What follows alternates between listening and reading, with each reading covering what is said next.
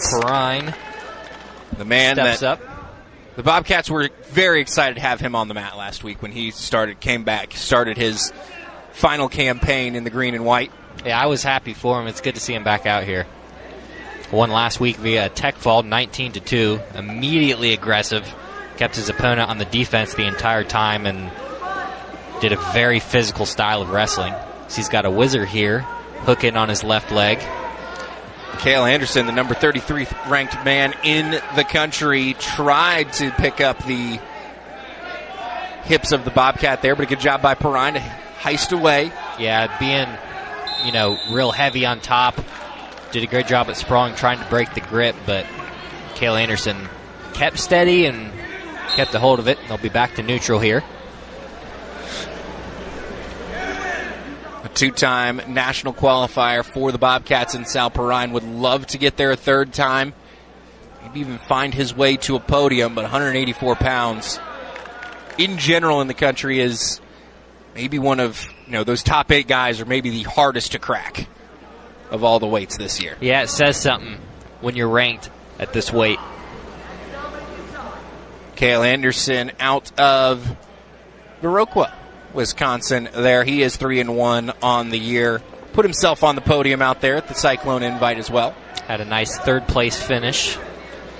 And he's a muscle-bound guy. I mean, Sal Perrine, not the biggest 184, but listed at 5'9" for 184 pounds there for Cale Anderson. That is a different body style. Yep. You got to be lean and explosive to be able to get away with something like that. And he's got the style for it, does Cale Anderson.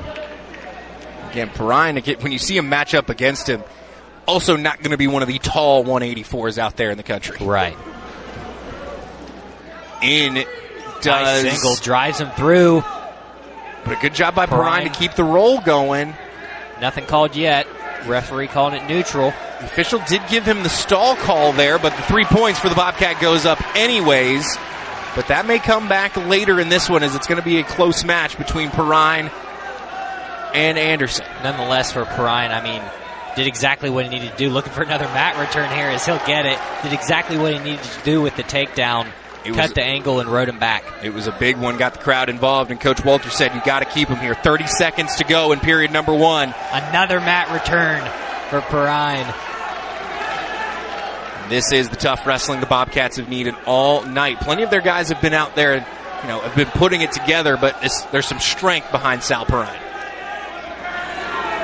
As he's got 10 seconds on the board here. Got to do it one more time, it looks like, as Anderson may be able to find his feet. 5 on the clock. And he does. 3 mat returns to get the 52-second ride out in period number 1. It's 3-0 Bobcat at 184. Now it begs the question, though, Isaiah, is how much energy does that take out of a guy like Sal Perrine? 3 mat returns in a heavyweight division like 84. You still got 2 periods to wrestle. He was working for him, too, but now he gets an opportunity to go on bottom, pick up another quick point here.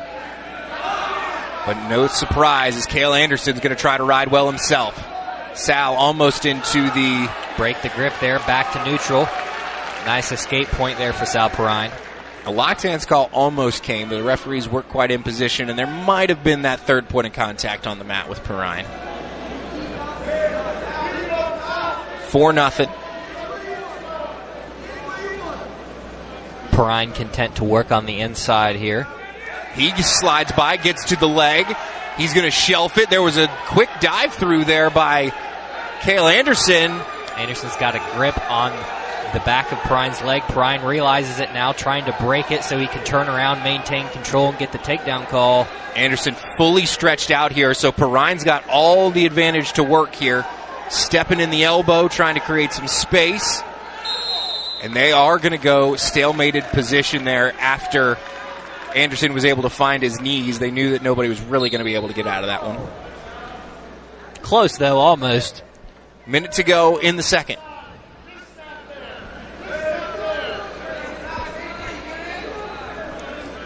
As we see Anderson gets the deep underhook, tries to throw it through.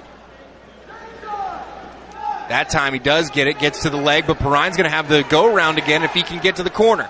throws him through, Good and turns it snap. into another 3. That's exactly the kind of physical wrestling you expect to see from Sal Perrine.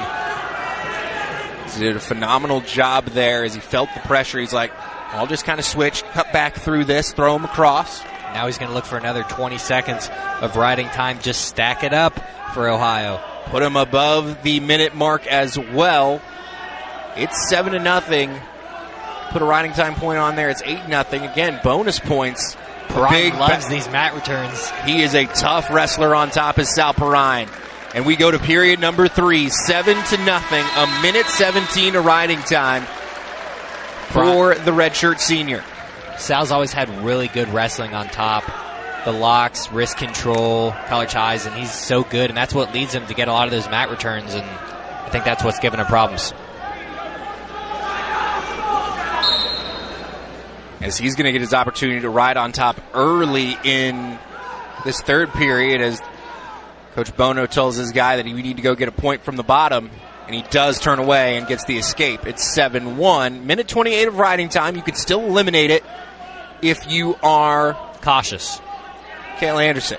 But he gets to the foot. Perrine throws the hips all the way through again. Every time that Anderson has gotten to a single, Perrine just kind of puts him where he wants him and starts his defense from there. That's that close quarters wrestling that Perrine is so good at. The way he's able to manipulate your body posture. You know, if you throw the head out of center line, the whole body goes out of center line. 3 more. Sal Perrine, it's 10-1. And he is doing everything he can to lock that riding time in, make it 11-1.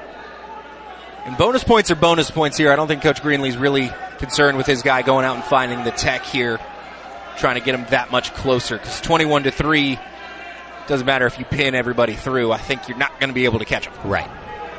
Or you would just barely catch them. But getting pins at 97 in heavyweight, not easy. Especially with who they're getting put up against. But I know Zane with that pin last week. He could have the opportunity, but yes, we do talk about another ranked wrestler at heavyweight for the Wisconsin Badgers. A man who's well accoladed in Braxton Amos. We'll get to him when he gets on the mat, don't worry. As it's 30 seconds to go, 10-2, essentially 11-2 for the Bobcat here. Sal is wise to all of these leg attacks that Cale's throwing now. He's kind of throwing them blank without a setup, and Sal sees them in open space. So we're going to get a stalemate, 12 seconds to go.